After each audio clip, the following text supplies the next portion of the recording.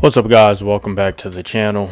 I know it's been a little minute, but I have my projects that I'm working on, and you guys know that from my latest videos that I've spoken about my upcoming short films and the films that I'm shooting.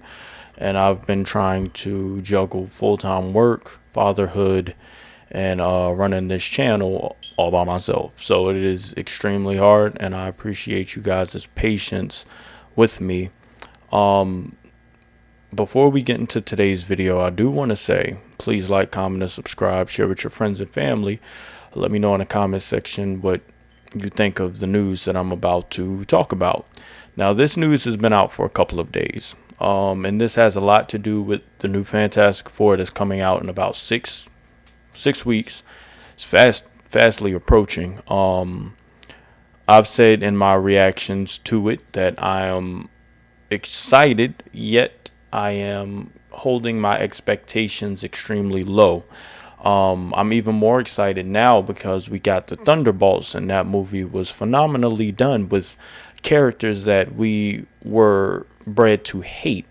It brought a lot of those characters to the forefront and gave them a Suicide Squad type of story arc, where these were characters you once hated, but now that we get to look deeper into their psyche, deeper into their past, we can appreciate them a little more.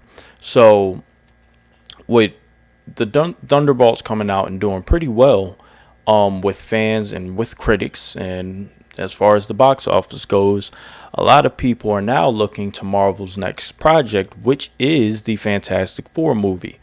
And the projections for the box office for that film first week has, I guess, come out, and I'm going to put that in quotes because these are nothing more than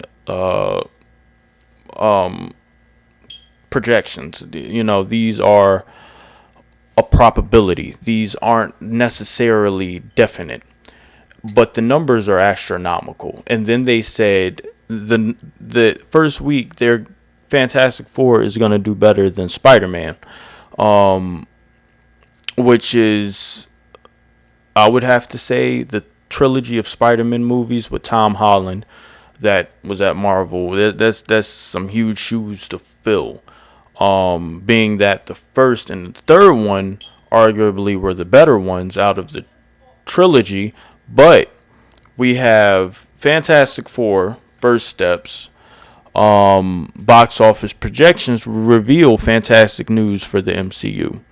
The Fantastic Four First Steps is looking to be a box office rebound the MCU needs. If box office tracking is anything to go by, when the tickets for Fantastic Four went on sale, multiple theaters and ticket selling sites reported having crashed due to ticket demand. Fandango reported it was the most in-demand advanced ticket seller of 2025. The hype behind the Fantastic Four's arrival in the MCU is feeling fans haven't felt in some time. Box Office Theory reports that the Fantastic Four First Steps is forecasting to gross between $125 million to $136 million on its opening weekend, while this would be down considerably from Deadpool and Wolverine's $211 million the same weekend last year. It is well above the opening weekends for 2025's two previous MCU titles, Captain America: Brave New World, which $88 million, and Thunderbolts, which $74 million. Grossing anywhere between its projected gross would make the Fantastic Four First Steps the third biggest opening weekend for Marvel Studios in July, behind Deadpool and Wolverine and Thor: Love and Thunder, which Thor: Love and Thunder had a great opening weekend, but soon thereafter that crashed because that movie was completely trash. It was nothing like Thor Ragnarok. And even going back to watching Thor: Love and Thunder, you know how you go back and watch Thor: The Dark World and you can appreciate it a little more now?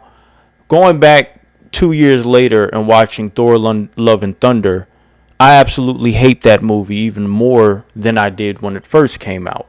There was so many missed opportunities with that movie. There were so many just ruined characters with that movie. The potential was through the roof with Thor: Love and Thunder, and it crashed and burned. And then all of the stuff about what Taika Waititi was saying about the movie and about destroying fans' the character of Thor and the mythology behind it just because he could, it just made it that much worse. So Thor Love and Thunder did have a great opening weekend, but a week later it didn't even matter. So the fact that Deadpool and Wolverine's opening weekend was 211, Thor Love and Thunder was 144, Spider-Man Homecoming was 117, Spider-Man Far From Home was 92, Black Widow was 80, Ant-Man and the Wasp 75, and all of these movies came out at different times.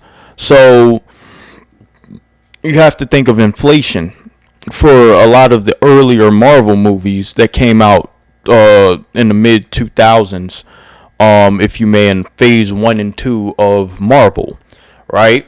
So the fact that this new movie, Fantastic Four, which we've had other Fantastic Four movies come out and has fallen exponentially short of being great, that has already left a bad taste in a lot of fans' mouths, especially now that Marvel is trying to go back on a lot of the things that they were doing as far as their previous properties and movies. They've cut down the amount of content that they're putting out every year. At one point, Marvel was putting out 3 movies, 2 shows, some animated show, all in a matter of 1 year. So fans, I wouldn't say got superhero fatigue, but fans definitely got Marvel fatigue, because they was putting out, and the content that they was putting out was very short of being good. You know, and saying very short of being good is very generous. But there is a lot of high expectations with some fans as far as Fantastic Four goes. Now, I'm not going to sit here and say that fans are eagerly waiting for this movie, because while scrolling on YouTube and other media platforms, you see a lot of fans are complaining about a lot of logical things about this movie. For one, a lot of fans are complaining that you introduce a Silver Surfer that really wasn't popular at all in comics, and that run that she was introduced in wasn't very popular at all. Now, granted, Galactus does have heralds, plenty of them.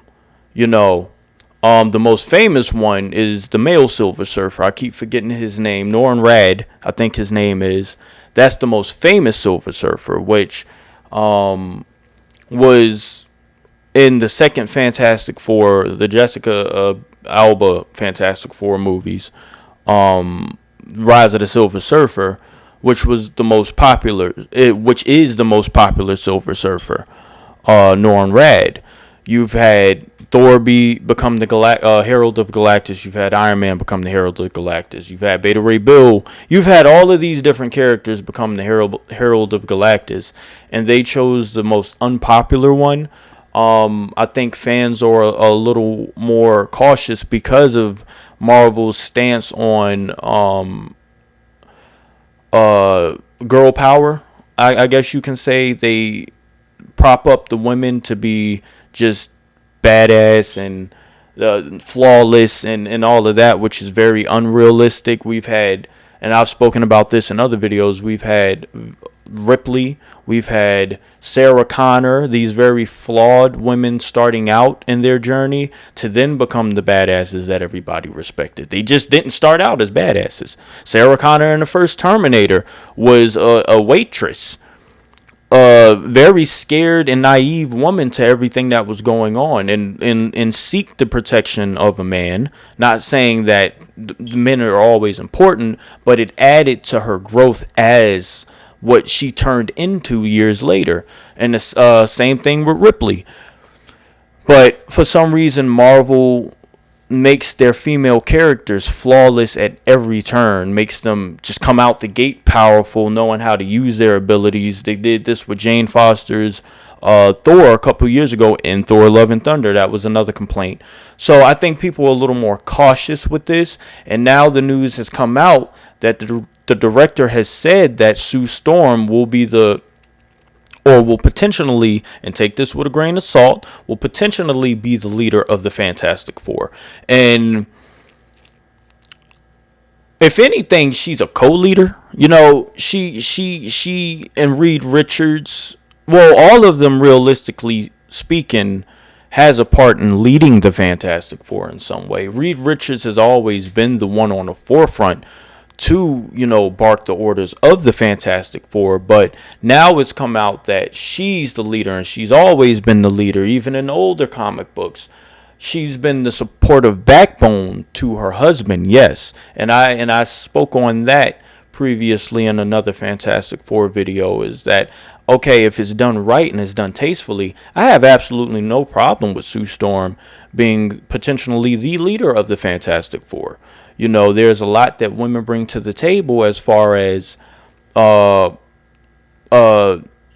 logical and emotional thinking in situations that sometimes men genuinely don't bring, because we're just bred to be who we are, and we're bred to think how we are. Men are very logical, but in some cases, being very logical can also be a very dangerous thing. And that's what starts wars. And in this case, you have an entity that is as old as time coming to devour your planet and take possession of your child because of his powers. Sometimes the most logical and straightforward thing wouldn't be the thing to do. So, hey, if she's the leader of the Fantastic Four in any way, cool. Just do it properly. Another complaint is the fact that Pedro Pascal is Reed Richards. I've seen that complaint constantly. People are sick of him. I don't care. I just want a good movie. Honestly, all of this mediocre crap that people are complaining about, make a good movie. You have endless amounts of source material to make a great movie. Don't make this don't set the stakes extremely high to then land flat because you want to bust jokes and all of this stuff. Galactus is an above Thanos threat level threat. Okay, this dude is as old as time itself. He comes from a I think the third iteration of the or the second or first. He comes from one of the iterations of the multiverse. I think it's the second iteration of the multiverse. So the stakes are extremely high, and I think Marvel and Disney, Kevin Feige, are really counting on this movie to do well, because now this movie has tied in with the Thunderbolts. This movie would then tie in with Avengers Doomsday and the other Avengers movie. So they have to do well with this movie, because if they don't, they're gonna have to go back to the drawing board. They've introduced Doom as the villain for this phase after the whole Jonathan Majors debacle went on a year ago. So now, if this fails, and knowing that this is the next movie that Marvel has coming out, if this fails before Doomsday comes out, they're going to have a lot to answer for, basically, as far as fans go. Do I think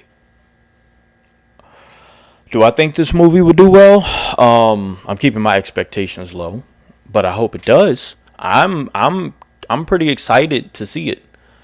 And I think most people are more excited to see Galactus done right on the big screen, rather than just being a giant celestial cloud like in Rise of the Silver Surfer.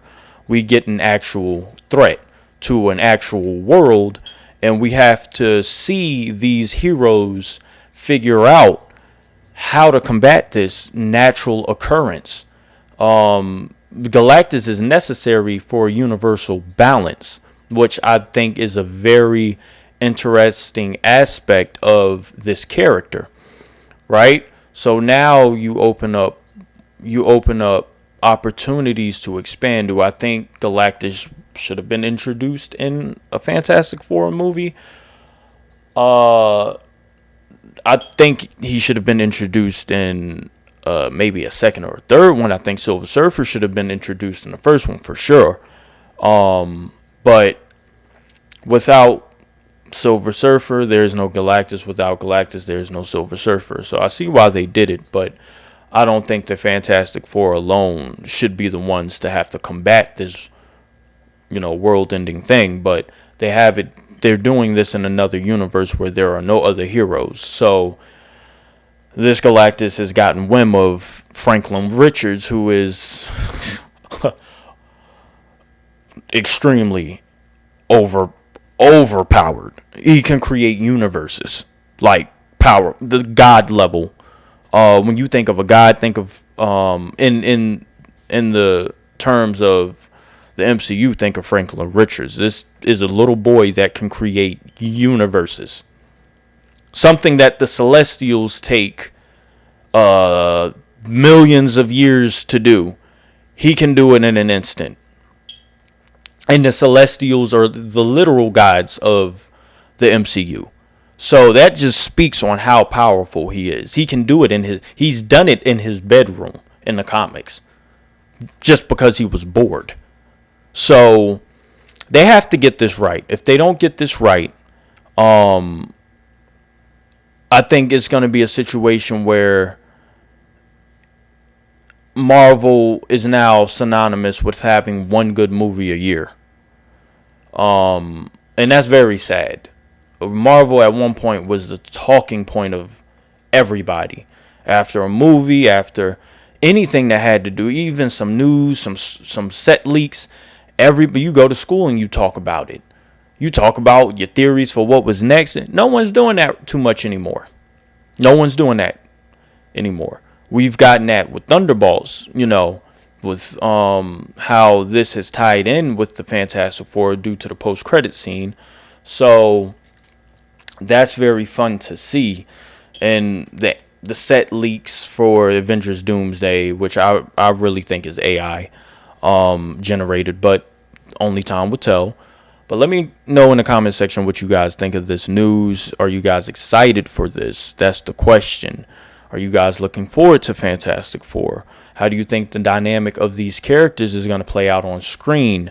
Do you think that the Fantastic Four will prevail against Galactus? Or do you think this will be a Thanos situation where Galactus prevails over the Fantastic Four and destroys the planet? Let me know in the comment section what you think. I appreciate you guys for checking the videos out and being constant supporters and not giving up on your boy. Your boy is real busy. I'm shooting a film in 2 weeks as we speak, and it's going to be pretty good. I'm still working on the one that I dropped the clip on. So let me know in the comment section what you guys think of this news. Make sure you like, comment, and subscribe. Share with your friends and family, and you guys have a wonderful rest of your day.